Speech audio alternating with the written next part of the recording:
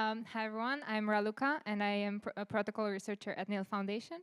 And today I will be talking about mechanisms for unlocking idle blob space. The talk is structured into two broad parts. First, we will go over how we use blob space today. And in the second part, we will think about how we can use it more efficiently. And just a short overview of what Blobspace even is. It was introduced with EIP 4844 more than 1 year ago, and it was introduced as a mechanism for rollups to publish their data more cheaply to Ethereum. Because before that, the only option for them to do that was using calldata, which became expensive with large amounts of data, and even more so since Pectra. And the blob scheduling algorithm, or the blob scheduling specification, defines how many blobs can be used for each fork. All right, so there are three important numbers that we actually care about. First is the number of bytes per blob, which is 131,072. And so each blob is structured into 32-byte field elements. The second number we care about is the number of blobs per transaction, for DA transaction, which is between 1 and some limit number of blobs. In this case, we have a transaction of 2 blobs. And the number of blobs per block, which can be between 0 and the same limit number of blobs. In this case, we have 2 transactions, the first one carrying 4 blobs and the second one carrying 2 blobs. And they need to add up maximum to the limit. And this limit, as well as a target, which is smaller than the limit, are defined per fork. Currently, for Pectra, we have a target of 6 blobs per block, and a limit of 9. All right, let's look at how we actually use blobs today. And when I mean blobs, I mean both in terms of the blobs themselves, but also the bytes. So this is a graph from Blobscan.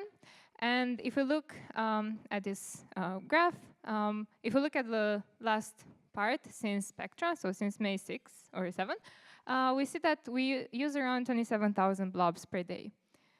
And in terms of data, the distribution is the same because all blobs have the same size. But in terms of data, we use around 3 gigabytes of data per day. What these graphs don't show us, however, is how much blobs we don't use. So let's look a bit at that.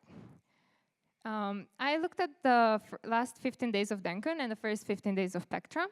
And here are some of the numbers. Whenever I talk about transactions, by the way, keep in mind that I use a 180 bytes average per transaction. For the two halves of the data set, I talk about the target because it's where the equilibrium between supply and demand, so the blob space supplied by Ethereum and the demand asked for by the rollups is reached. So for Dankun, we had a target of 3 blobs per block, and for Pectra, we have 6. In terms of provisioned blobs, how many we could have actually used within this 15-day period per fork, we have around 300 for Dankun and double of that for Pectra. And the number of, an average number of blobs per block we actually used comes very close for Dankun with the target, whereas for Pectra, we have we still have room to scale up to the target. So for Dankun, there was very little space to scale by adding more TPS. And in terms of the blobs we have not used, this number is insignificant for Dankun, and it's around 40% of the provisioned 650,000 for Pectra. And in terms of TPS that we could have used, it's less than 1 for Dankun, which again means that we couldn't scale further. And for Pectra, it's around 143, meaning that we could still scale currently rollups to add to the 260 or so TPS that they use collectively. And if we look at how this is distributed, we can start with a blank canvas. So here we look at 100 blocks, first for Dankun. And the gray area is the target. So if we used all the 100 blocks up to the target of blobs, it would look like the gray area. And this is how it actually looks like in practice for the last 100 blocks of Dankun. We see 2 things. First, there's quite some blocks that go over target in orange. All those go beyond the target of 3 blobs per block. But also, there are blocks that include no blobs, the gray spaces. So this already hints that maybe we could do something with orange parts and move them a bit into the gray area. For Pectra, Things look even more relaxed. We have only a few blocks that exceed target, and we have quite a lot of gray blocks, which store no blobs. And so this was in terms of blobs, but also we can talk in terms of bytes, how we use Blobspace.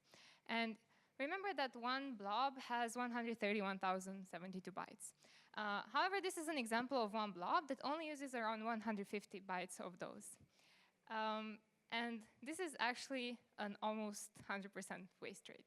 All of these bytes store no meaningful data. It's just zero padding. One study actually looked at the first 6 months of Danksharding and found that the data size that we put into blobs goes from like 0.14% up to 99.99% of the actual blob. But if we flip this number, we actually get a 0.01% to 99.86% waste rate, which means some rollups waste up to that amount of bytes. And this points to the conclusion that maybe blobs are not a one-size-fits-all solution. Some rollups may benefit more than others. In particular, small rollups have the following two options. So small rollups are rollups that output lower amounts of data, have the options to submit partially empty blobs, so they just pay for 0 bytes with no meaningful data, or they can delay their DA submission until they collect enough data to post a full blob. But this makes for a bad user experience because users would have to wait until the rollup state can be finalized. Okay. And yeah, thinking back at the data set that we studied with the last 15 days of Danksharding and the first 15 days of Pectra, for each fork, we wasted around 5 billion bytes. So this we actually paid for. We completely paid for them by publishing them on Ethereum. But they were used to store nothing, which translates to around 30 million transactions and 2 million transactions per day. And if we translate this to TPS, this is between 22 and 23 TPS that we missed. And this is actually close to the number of TPS of the second largest rollup today. And this means that we could have actually stored the data of another second large rollup today for free by distributing all of its transactions across all the different blobs where we have 0 bytes. Okay, and just to look at where these hidden wasted bytes are, well, not hidden, but where they are. Remember the first 100 blocks of Pectra. And here you can see exactly where the wasted bytes happen. For example, here in the middle, there is one block that has waste over target. But if we remove that waste, it actually, the block itself goes under target. And going back to our title of idle blob space, I would like to use the words of someone famous to define it. It is not only idle, the byte which does nothing, but it is idle, the blob which might be better employed. And in our example, these bytes are idle because they store nothing. And these blobs, provisioned blobs, not used blobs, are idle because they could have actually been used better by storing those other blobs from a previous block. All right, so now we're moving on to the second half of the presentation on how to actually try to make it more efficient use of this blob space. And there are a couple of approaches. We could adjust the data, we could adjust the blob, we could adjust the block, or we could adjust the transaction. And we'll go over a couple of examples next. So first, we could adjust the data. For example, we could decouple the batch size from the blob size. And this doesn't apply to all rollups today. Some already do this, but some don't. So the way some rollups batch their, or like define their batch is by limiting the amount of data that they put into the batch by the blob size, which results in having this configuration of partially empty blobs. And for example, the transaction that I linked here contains 3 blobs, but 26 100,000 of those bytes are wasted. And they could have actually stored 143 more transactions. If they stream the data as it shows here, so all the empty collected bytes at the end could have been used to store more transactions. The next approach would be to adjust the blob. One approach in this sense is to use dynamic blobs. And the idea here is to limit the blob size by the data size, or to define the blob size by the data size-ish, because we would still use some padding, but much less than in some cases today. And we can take an example of some 88 bytes of rollup data distributed over 32-byte field elements, and have something like this. And then we realize we need to complete the last field element, and we just pad it with 8 bytes, which is much less than I don't know, 130,000. And this approach, in this approach, we would could define the blob space per block as the total number of bytes instead of how it is currently defined as the number of blobs. And also the blob would have field element granularity, meaning the size of each blob would have would be a multiplier of 32. One benefit of this approach, if you think a bit more game theoretically and who would be interested in following this approach, is that Ethereum gets the full execution cost paid for, because all rollups still pay for the service access, but they only pay for data proportionally to what they actually used, instead of paying for more data that they need. And if we're thinking about how this is going to be compatible with future upgrades, so currently Ethereum is looking into introducing sampling. And if we modify the size of the blob, then we should also think about how to make sure that all blobs have sufficient replicability. And one proposal looks into this, and they propose to use multiple sample sizes to achieve that. All right. So another approach is also to adjust the blob, but not in terms of size, but in terms of content. And this is blob sharing. It's a very straightforward approach. You have multiple rollups. They have multiple, each of them has multiple data shares of different sizes coming in at different intervals. And at some point, there is a blob sharing service, which collects all of these data shares. It applies some aggregation algorithm, for example, first come, first served, or the largest data share first, or whatever. And then it applies some transaction submission strategy to determine when to post the transaction. Then, so the transaction is ready, and it's posted to, it's sent to Ethereum to a shared contract, from where all the other rollups contracts can read from the data that is relevant to them, or the information, yeah. One question in the case of blob sharing is who actually operates this blob sharing service. Two possible approaches for the operators is the rollups themselves. Specifically, in case of clusters of rollups which have already some common core around their stack, they could easily adjust this, and they could do it fee-free. And the other option would be to have it operated by some third-party service, which might charge rollups some fee for this. Yeah, and these are some of the options that already exist at different stages of development. Some are just prototypes, some are actually in production, if you want to study them more. And one of the studies that I mentioned earlier, which looked at the first 6 months of data, also looked at the benefits of sharing blobs, particularly for small rollups, so the rollups that have small amounts of data. And first, they did notice a slight increase of data from the added overhead, because rollups do need to be able to identify their data shares within a shared blob. However, and obviously, they also noticed a decrease in the number of blobs, because now all of the 0 bytes were actually employed. They were doing something useful by storing other rollups data. And yeah, the total number of blobs was lower. Which is beneficial for the entire ecosystem, because more resource is available. All right, and so one example of blob sharing is what we do at NIL. So at NIL, we build zkSharding, which is a validity rollup architecture where data and execution are sharded. And we have two broad options for doing state updates. So this is 3 different shards, which do cross-shard communication between them. And we could either individually update their state to Ethereum, or we could do that in aggregate. And we decided to do so in aggregate. And for that, we have a synchronization layer before updating the state to Ethereum. This synchronization layer has a module called the aggregator, which collects data from all the different shards.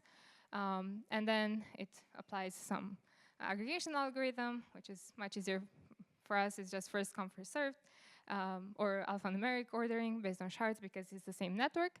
Then the batch committer takes this data, prepares a transaction, posts it to Ethereum.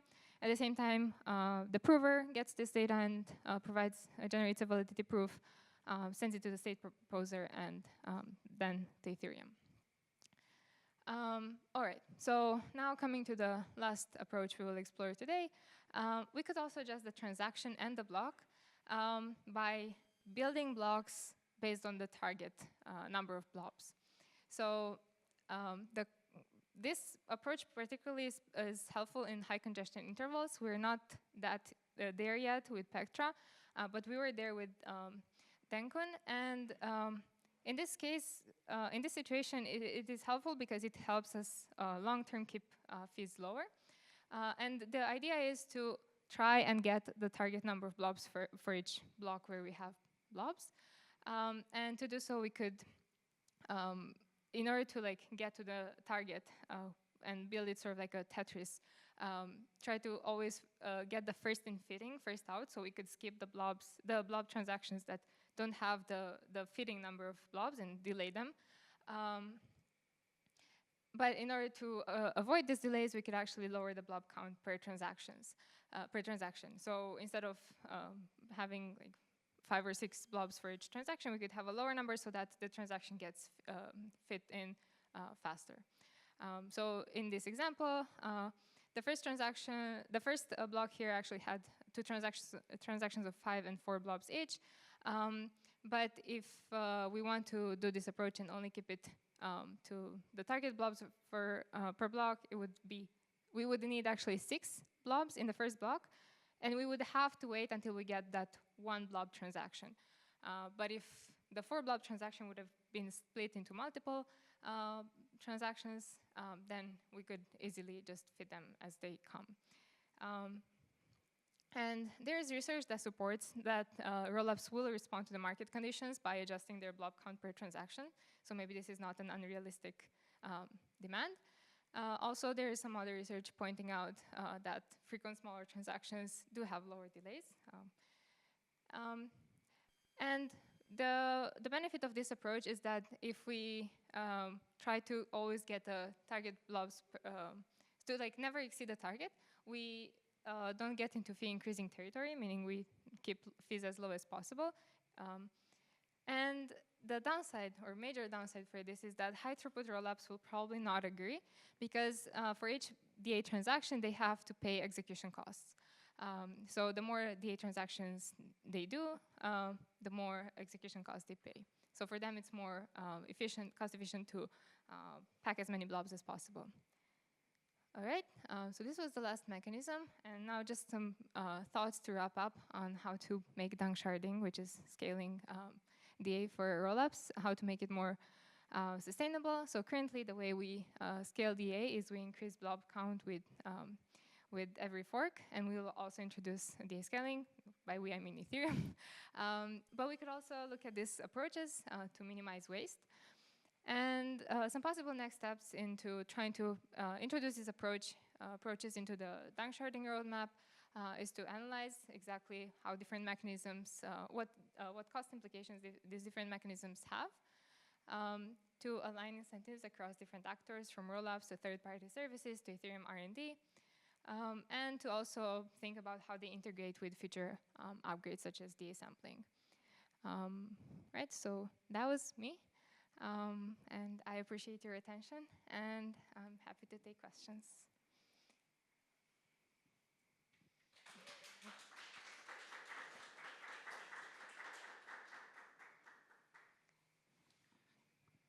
Yeah, we have 2 questions for you. I can read them out, or you can just answer them. Yeah. Okay, so is there coordination underway between rollup teams to pilot blob sharing? Not that I know of.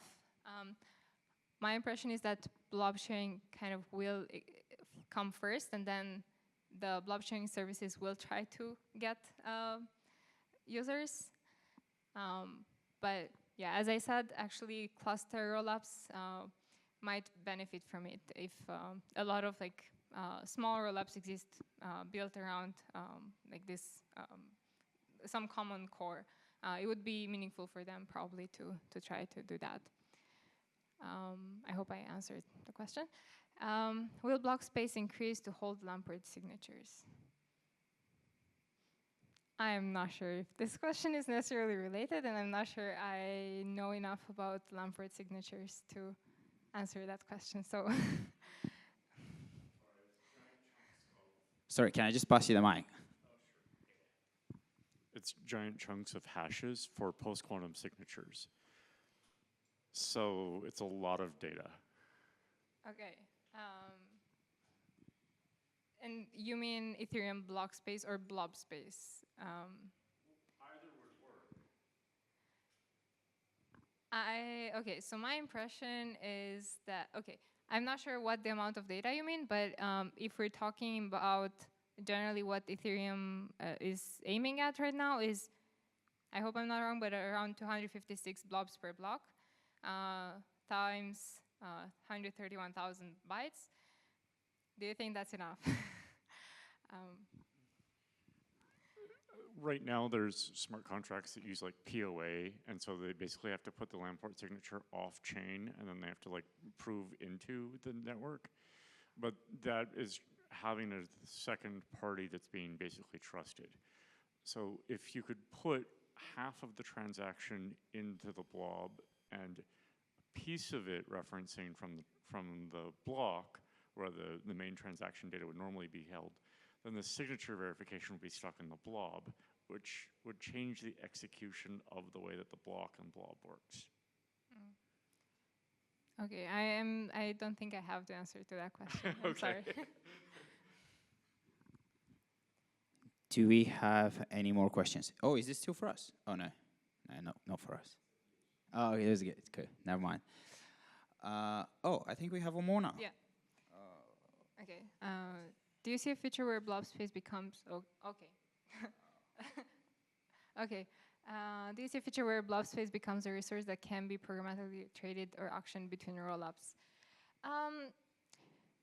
So it is a possibility. How realistic, I'm not sure. Actually, part of the blob sharing approach, when I say rollups can be the blob aggregation service, it could also be that one rollup just auctions off some remaining bytes of their blob. So it could be becoming more advanced than that. I'm not sure if the effort kind of